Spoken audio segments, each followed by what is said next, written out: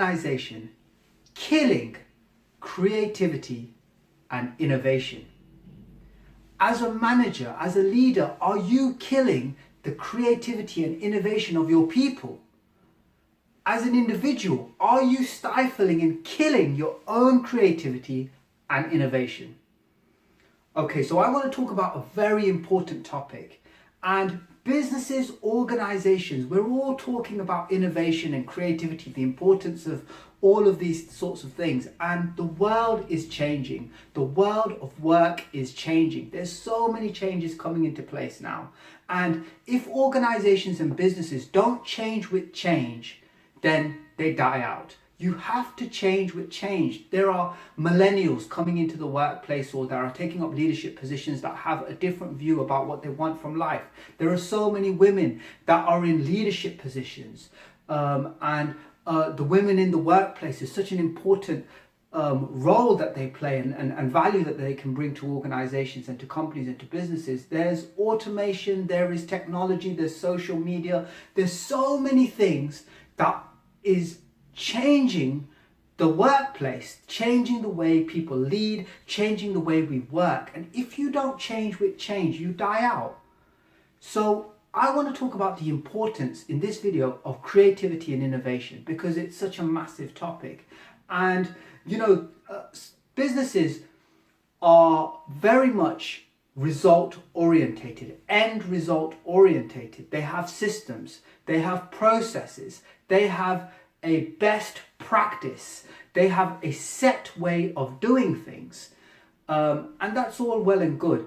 And the old kind of way of looking at things was, if it's not broken, why fix it? If it's not broken, why fix it? But that mentality stops asking the question, how can we do it better?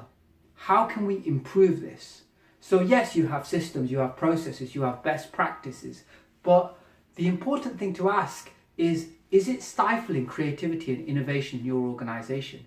Is it stopping and hindering people from trying something new, from doing something and stepping into a new way of working, a new way of thinking, right? And one of the most important sort of ideas that in this sort of area, when we talk about innovation and creativity and people actually doing something different, is an idea given to us by Carol Dweck. Carol Dweck is a professor of psychology at Stanford University, and she has popularized this idea of a growth mindset versus a fixed mindset. And I'm going to explain to you what these two mindsets are. Starting with a fixed mindset, first of all. A fixed mindset means that you believe that your abilities and the way you think is fixed. It's set in stone. So you are either a very talented person and that's fixed, or you are not so talented in a certain area and that's fixed. I'm not good at maths, I'm not creative, I'm not, it's fixed. Or I am creative, I am very good at maths, I'm good at numbers, I'm good, and that's fixed, right? And a growth mindset, on the contrary, is one that says, okay, I can always improve at something. I can always get better at something. So I might not be very good at maths or not very good at numbers, but I can get better at that. Or I'm not very creative, but I could learn to become more creative. I have an infinite amount of potential and possibilities that allow me to explore and to go forward and to expand my horizons. I can constantly learn and improve and get better. That's basically the essence of the growth mindset, as opposed to a fixed mindset being our abilities and our talents and our ways of doing things are fixed. And this has massive implications for organizations when we talk about creativity and innovation, because even your processes, even your systems, even the things that and the people that you manage, you can look at them in the view of, this person's talented, this person's this person's this, this process works here and it's fixed. It doesn't allow for people to be innovative and to be creative because they're too scared, right? And fear really, really hinders creativity and innovation because, we measure things, businesses, organizations. What are our metrics? They're the end result, right? They're numbers. We're very result orientated in business. But that is not always the most important thing to measure. I think it was Albert Einstein who said something along the lines of, the things that are, not everything that is measured is measurable, or something along those lines. He was trying to say the essence that not everything that we measure is necessarily important, right? And sometimes the things that we don't measure are the most important things, right? And so when it comes to innovation, when it comes to being creative, people within your organization, within your team, can't be scared to try something new. They can't be scared to fail, right? The essence of the growth mindset is what is looked at in the growth mindset, or learning any new skill or trying something new, is the process, is actually not the end result, not that hard tangible thing at the end, but the process of what they learned through the process.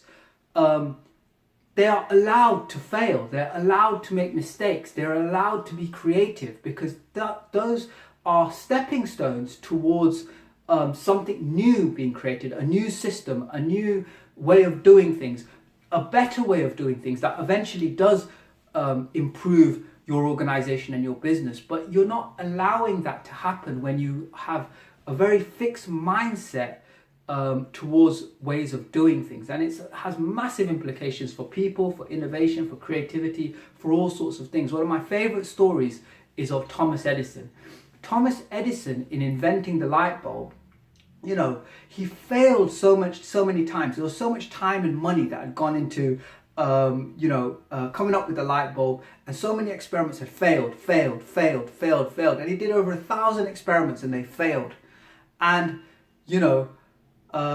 his friend comes to him. We all have friends like this, and his friend comes up to Thomas Edison and says, "Thomas, we need to have a little chat, mate." And he says, "Okay, well, what's the issue?"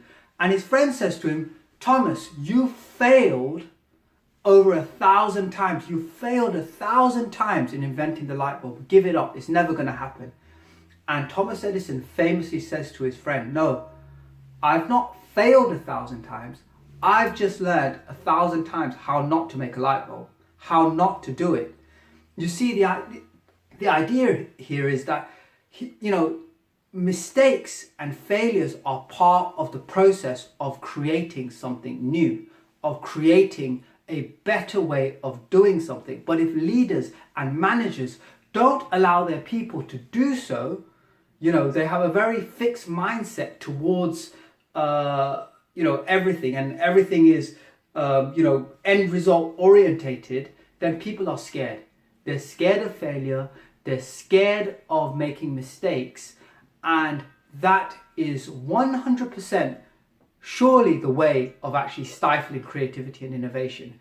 In an environment where people have a growth mindset, in an environment where the leaders, the managers, and the culture of the organization allows for people to be creative, to make mistakes, to fail, and that also being recognized, the effort being recognized. Carol Dweck's research actually points towards the effort.